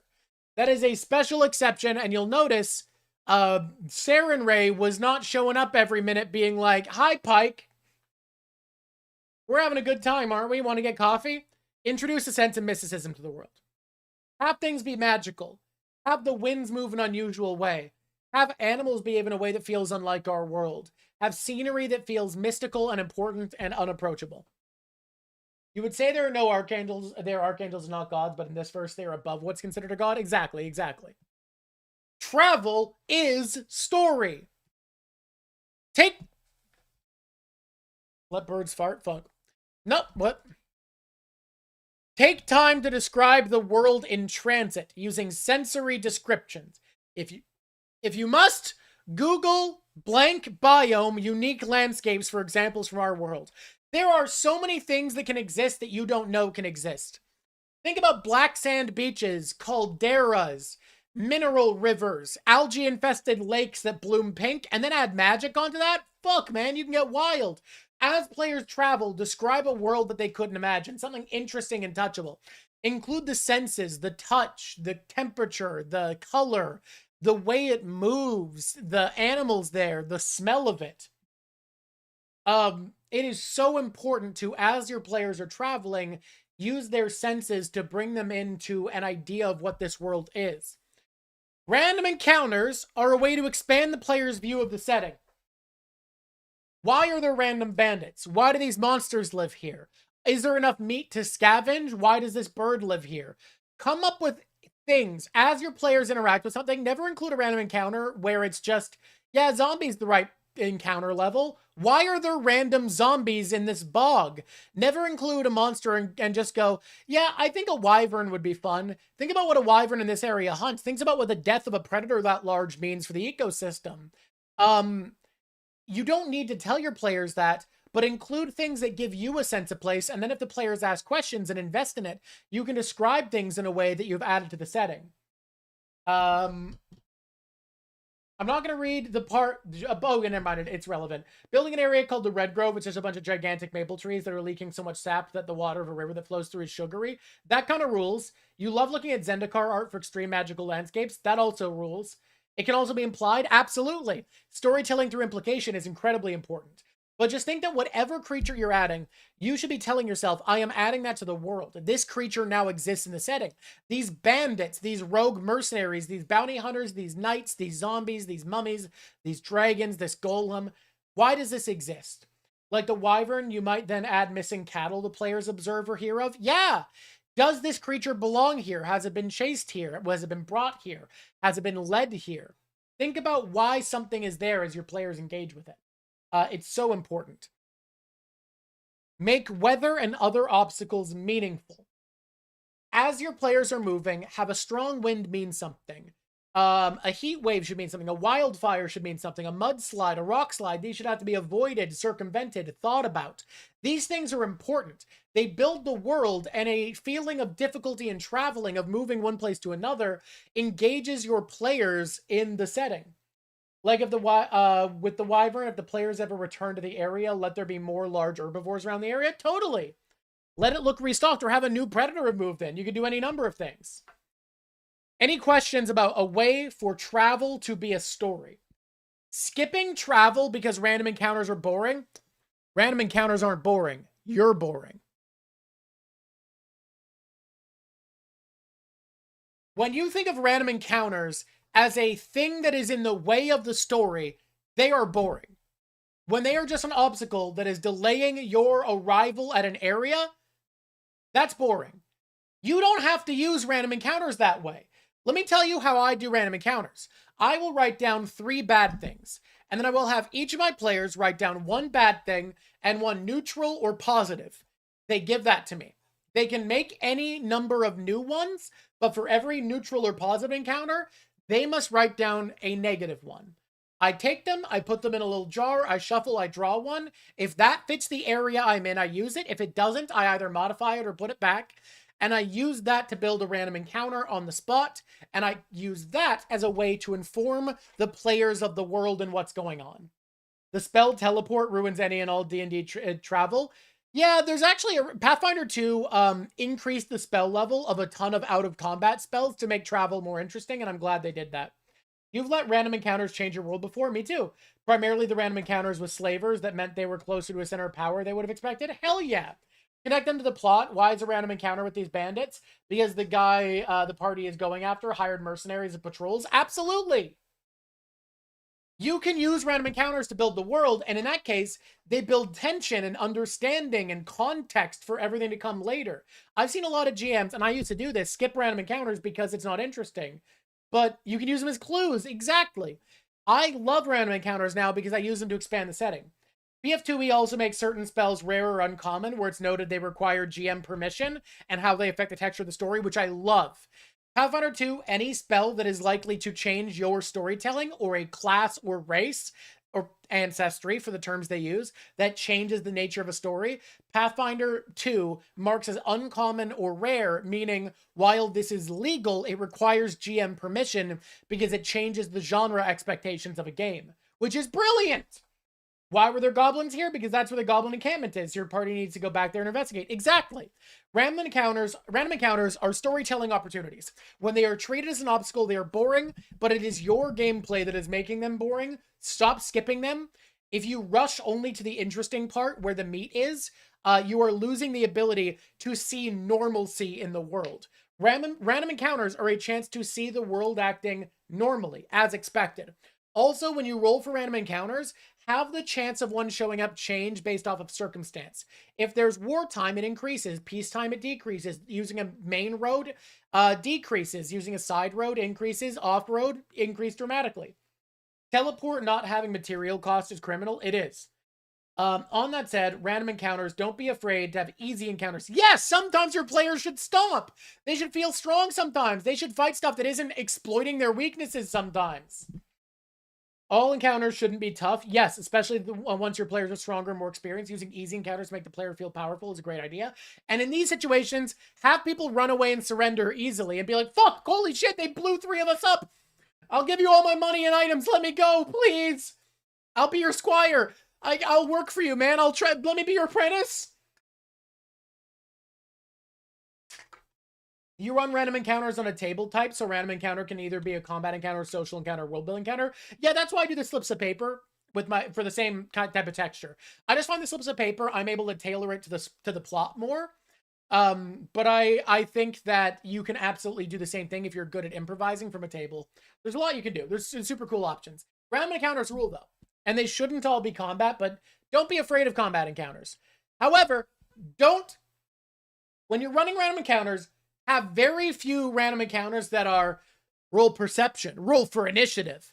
Have them walk up and be like, well, or have an animal that's like stamping its foot and give an opportunity for a nature check to disarm it, right? Have a moment before the fight where context and story exists. Nothing makes a fight feel less story relevant and less attached to your characters than immediately moving into mechanics before referencing the story. All right. Are we on the last one? Yep, we're on the last one, guys. Put players first. EA Games. If players manage to find solutions to problems you did not expect, be willing to rewrite. Always be willing to change your plans of the story, even in a chapter-based game, if your players do something incredible that you never saw coming. Now, make sure you still create a story with challenge while rewarding their victory. This balance is hard, but you should have the players feel like their victory really fucking mattered. Have a very difficult encounter at an early level, like a monster be repeated at a higher level. That's always fun, yeah. Your players should be able to reshape the story in an incredibly important way. This is significant. Offer real chances for the players to deviate from expectations. If you didn't see something possible, don't punish your players by making up a reason their idea won't work. Let them roll for it, let them see if they can succeed, and allow your players to greatly alter the weave of the story. And at the end of the campaign, you can tell them what they avoided, how much they changed, what you were planning, what was supposed to happen. It'll make them feel fucking awesome. Now when I write campaigns, when I'm running campaigns, I write down stuff I want to tell my players at the end, so that at the end of the game, I can be like, yo, this is all the stuff that you almost managed. This is the stuff that you circumvented, what would have happened.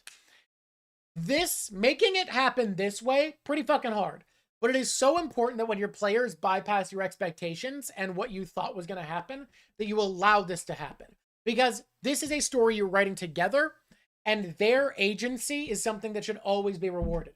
Now, if their ideas are really fucking stupid, don't reward it. Make the roll really hard and then reward it if they roll stupidly good so that it feels like a funny joke. But if your players are doing something really dumb, you don't have to reward that. If it feels cool and exciting and fresh and creative and unique and like it could maybe work, give them a shot. Let them roll for it. See what goes on. I've changed how I run games because of this philosophy, by the way. I used to have all of my situations, all of my plot resolutions, all my puzzles had a straight up solution that I offered. But players were circumventing them so often that I realized that sucks. So now what I do is I create situations with no solutions. I don't think through what the solution to a puzzle is. I don't think through the solution to a social problem or a combat encounter. I just go, yep, they'll figure it out. Or punish hard if they roll badly. I mean, that's always the case. Always be ready for that. All right, team. All right. Let's go back through our lessons. Yes, please. Sometimes just create a problem without an intended solution. Sometimes your players will surprise you. That's exactly my philosophy. I used to be big on intended solutions, and I have stopped. I fucking, nowadays, I love it. I love to be like, yeah, I don't know. Figure it out.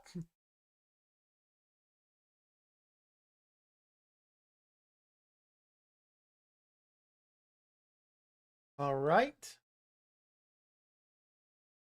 Wait. Wait.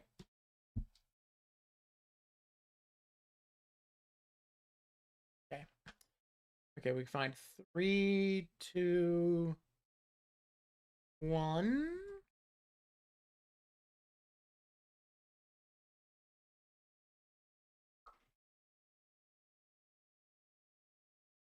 All right, let's figure it out. Whoop. Oh, right, you were already typing that? That's funny, yeah. Shrink it a little bit more. Wait. I didn't grab 14. Shit, okay.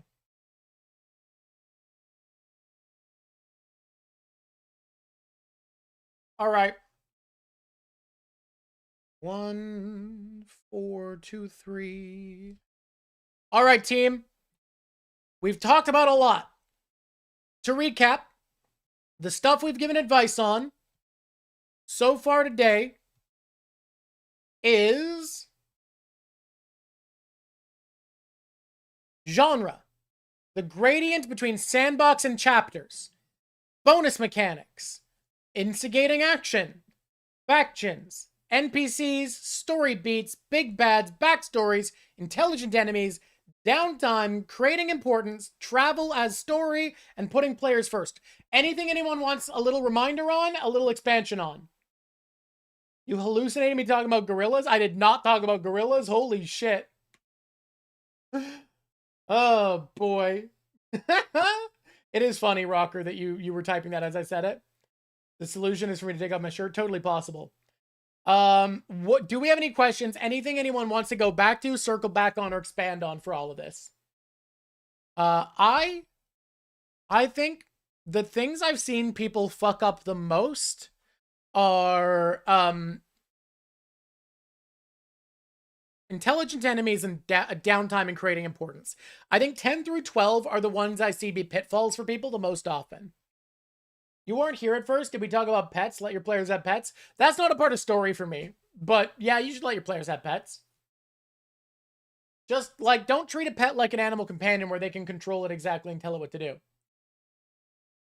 Lightning round using the bounty guild? I mean, for that we would have to do we wouldn't just do the bounty guild. But yeah, let's lightning round. All right. Genre with the bounty guild is heroic fantasy. It is a story of completing quests, hunting monsters, and affecting the politics of the kingdom. In the gradient, this is going to be a sandbox-heavy game, where we explore the capital city and surrounding wildlands. Bonus mechanics is a reputation tracker with different factions, including the Bounty Guild. Instigating action. We start our players having been wrongfully accused by a corrupt knight, who is sentencing them to hard labor. They are being brought to the labor camps, the mines, when it is attacked by bandits, and they, by the escort, are allowed out of chains if they help fight off the bandits. At this point, during the combat, we'll make sure that the guard in charge is killed, and they are now responsible for getting their fellow captives to safety. The factions. We're going to have the Holy Order of Knights of the Church, the Knights of the Crown to protect the Crown, the Bounty Guild, who are slowly replacing the Town Guard. We have the Town Guard itself, the Militia. We have a Thieves Guild. We have a cult of, well, what do we call it? We have the cult of Retribution, where their whole idea is absolution of sins by replacing yourself, by splitting the sin from your body into a demonic entity. NPCs. We've designed the council-sitting former knight who's part of the Bounty Guild. Story beats. One of the major story beats is an attempted coup to basically supplant the King's Knights with the Bounty Guild working for the merchants, so that the merchants have more power than the king and nobles. The big bad of the story is probably long-term going to be the head of the cult. Medium-term, it'll be the dual corrupt nobility and the head of the coup, who's probably the head of the Thieves Guild trying to do this. The baker makes the delicious pies. Absolutely, of course. Backstories. Let's say one of the players' backstory is that they were also a former knight, but of the King's Guard. Intelligent enemies. When we're fighting members of the Thieves Guild, they will offer information if the player lets them flee. Sometimes they lie. Downtime. After the coup is thwarted, we can offer successful downtime in the rebuilding of the city, where the players are regarded as heroes, and we give them the mechanical reward of a huge boost with the newly government-instituted militia, who have become the official city watch. Creating importance. The king is unapproachable. We don't even see the king. We barely hear. We see him once at like a speech early on from the crowd. The king isn't interacted with directly until after, like, we've saved the head of the King's Guard. Thieves Guild probably tries to use trickery and stealth to avoid combat if possible. Yes. Travel is story. We see the damages of the political upheaval as we're moving through the kingdom. Putting the players first. If they manage to do their own coup, they can just replace the King's Guard. All right? My voice hurts after speaking that quickly. Good Lord. Woo! Anyways, that's the long and short of using TTRPG play for storytelling. Holy shit, I'm lightheaded after that. Wow. Do I have to do anything today? No, it's tomorrow. I have stuff to do. I got so much stuff this next week, man. It's gonna be awesome. That's the long and short, mostly long. Hey, this was only a few hours. This is actually only like a 2-hour stream. Barely over. Barely under, I mean. Any last questions from the people still here, or are we done for the day? I think we're going to avoid raiding again because these streams are smaller, and I'm tired. My shirt helps recover. Yeah, of course. I'm going to go jog. Thoughts, final notes. What should we talk about next? We've done story and getting started. I think combat encounters is next, right? I think running interesting combat is next. Yeah. Yeah, I think that. Subbing to Drawk helps recover sanity. That's actually so true. You get sanity points when you recover, when you sub to Drawk. It's actually real. They say this. They say this. You have a funny unrelated sidebar about something funny and typical for this month? By which you mean gay? You can sidebar quickly, but then I'm running away.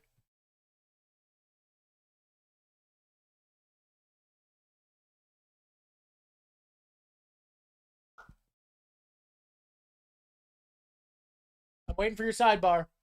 Or if anybody has any questions before we leave. Your mental health has been worse since following streams? Hey, that's not my fault. That's the world. I think I'm reporting news and politics as positively as is responsible to do so. There's a double rainbow in your area a few days ago. Even the sky is gay. Damn. They're putting chemicals in the water. It's making the sky gay. Dumb fucking joke. Ugh. All right. Do we have anything? Any questions? Yeah, some of those chemicals? Nah. You look ahead, to look ahead 25% of combat encounters shouldn't have the goal be defeating your opponents. Yeah, totally.